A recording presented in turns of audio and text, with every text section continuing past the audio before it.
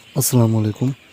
Government of the Punjab school education department کی طرف سے ایک نوٹیفیکیشن جاری کیا گیا ہے، جس میں کرونا کی شرح کم والے اضلاع میں اسکول 24 مئی سے کھولنے کا کہا گیا ہے۔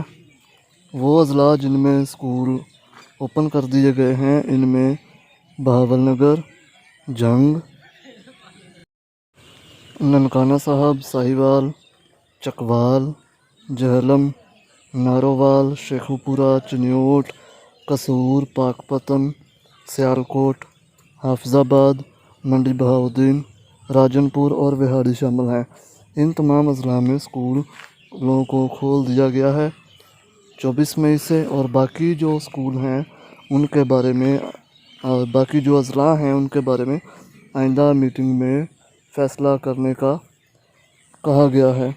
مراد راز صاحب نے آج اپنے ٹویٹر پیغام میں کہا ہے کہ ان تمام اضلاع میں اسکولوں کو SOPs کے ساتھ کھولنے، مزید یہ کہ اسکول جو ہیں وہ ہفتے میں صرف 4 دن کھولے جائیں گے، جس میں ہر بچے کی حاضری جو ہے وہ 2 دن لازمی قرار دی گئی ہے۔